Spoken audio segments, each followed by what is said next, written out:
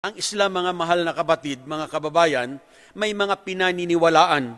When I was in Christianity, tinuturuan kami ng simbahan na maniwala sa mga bagay-bagay. Ang Islam nagtuturo rin na kailangang maniwala ng tapat sa mga bagay-bagay na ito. Unang-una, kailangang maniwala ka at sumamba lamang sa nag-iisang Panginoong Diyos na lumikha sa ating lahat. Ang tinutukoy nating Panginoong Diyos, walang iba kundi ang Allah.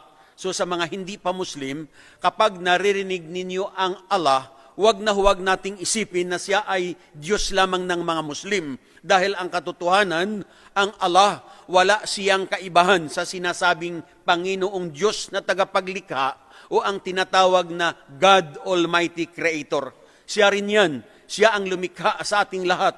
Siya ang lumikha ng lahat ng bagay, nakikita at hindi nakikita. Siya ang nagbigay buhay sa ating lahat. At siya lamang ang nakaalam kung kailan tayo lahat-lahat mamamatay. At siya lamang ang magbabangon sa atin sa ating mga libingan sa araw ng paghuhukom. At siya lang ang huhukom sa ating lahat-lahat, wala ng iba. So ito ang unang paniniwala sa Islam, to believe and worship the one and only Allah the Almighty. Ang pangalawa na paniniwala sa Islam, mga kapatid, ang maniwala sa lahat ng mga anghel. Likewise, ang Christianity nagtuturo at naniniwala rin sa anghel. Ang turo sa Islam tungkol sa mga anghel, sila ay linikha ng Allah mula sa liwanag. Ngunit tayong mga tao, nilikha tayong lahat mula sa lupa. Kaya't kung tayo'y mamamatay, ang ating katawan na inaalagaan natin ng mabuti, ito ay magbabalik sa lupa o sa alikabok. At ang turo pa sa Islam na tayong lahat, sa ating pang-araw-araw na pamumuhay, may anghel na nagbabantay sa atin. May anghel sa kanan, siya ang nagsusulat ng ating mga mabubuting ginawa, at sa kaliwa, siya ang nagsusulat ng ating masasamang ginawa. Ang listahan nilang ito, tinatawag na Book of Record or talaan ng gawa, na ito ang ihaharap sa ating lahat sa darating na araw ng paghuhukom. Kung matimbang ang mabubuting nagawa mo, ikaw ay ilalagay ng Allah sa kanyang paraiso. Ngunit kung matimbang ang masama, ikaw ay ilalagay sa impyerno. Lahat ng ginawa ng tao, it may be good or bad, walang nakalalampas, ang lahat isinusulat ng anghel na nagbabantay sa atin. Ngunit mga mahal na kapatid, huwag nating isipin na kumot may anghel na nagsusulat ng ating mga ginawa, hindi nalalaman ng Allah ang ating mga ginawa. Of course, alam na alam ng ating tagapaglikha.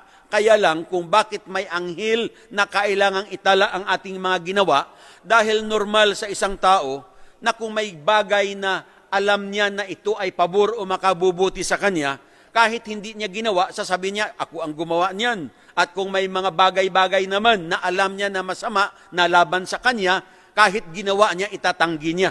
Ngunit sa araw ng paghuhukom, anuman ang ginawa mo, mabuti o masama, walang makakalampas, ang lahat ihaharap sa iyo. So, ang pangatlo na paniniwala sa Islam, ang maniwala sa lahat ng orihinal na kapahayagan o mga revelasyon na ipinadala ng Allah sa kanyang mga propeta. Ang mga Muslim naniniwala na si Propeta Abraham binigyan ng kapahayagan o revelasyon. Si Propeta Abraham, I believe, naririnig nating lahat ito. Siya ang tinaguriang ama ng mananampalataya. So si Abraham, pinadalhan siya ng Allah ng kanyang revelations, ang tinatawag na Scroll of Abraham. Tinatawag ito na Kalatas or Suhuf.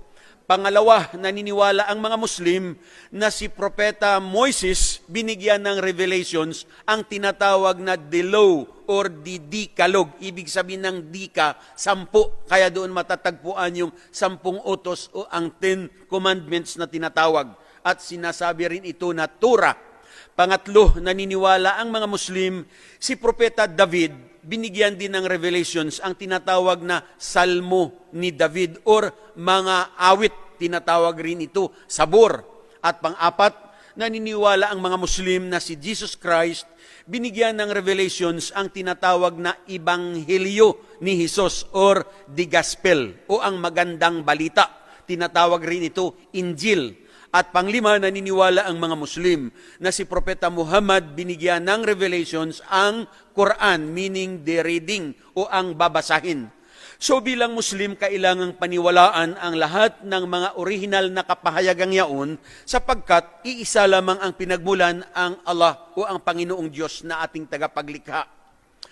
Ang panglima na paniniwala sa Islam, ang pang-apat ang maniwala sa lahat ng mga sugo at propeta na ipinadala ng Allah o ng Panginoon. Ang tinutukoy nating mga propeta, kung narinig natin sina Noah, Abraham, Ismail, Isaac, Jacob, Moises, Solomon, Aaron, John the Baptist, Jesus Christ, Muhammad, peace be upon them. Ang paniniwala ng mga Muslim sa mga propetang ito, pantay-pantay at walang pagtatangi-tangi. Kailangang sundin silang lahat, mahalin at igalang, sapagkat ang lahat ng mga propeta, mga piling tao sila. Binigyan sila ng Allah ng kanyang mga batas o kautusan upang ipamuhay nila at ituro nila sa kani-kanilang mga nasasakupan. Sa Islam, mga mahal na kapatid, mahalagang mahalin at igalang ang mga propeta ng Diyos, ngunit walang sasambahin sino man sa kanila. Ang dapat sambahin lamang ay ang nag-iisang Diyos, ang Allah, na siyang sinasamba at pinasasamba rin ng lahat ng mga propeta. Ang katunayan, ang lahat ng mga propeta ay Muslim. Maaring itanong ninyo kung bakit natin sinabi na Muslim ang mga propeta. Dahil ang ibig sabihin ng mga Muslim ay ang mga linikha ng Allah na sumusunod, sumusuko at tumatalima sa kanyang mga kautusan. Kaya hindi nangangahulugan na kung ang isang tao ay Arabo o kaya taga Mindanao o kaya membro sila ng Abu Sayyaf, ngunit kung hindi sumusunod, sumusuko at tumatalima sa batas ng Allah,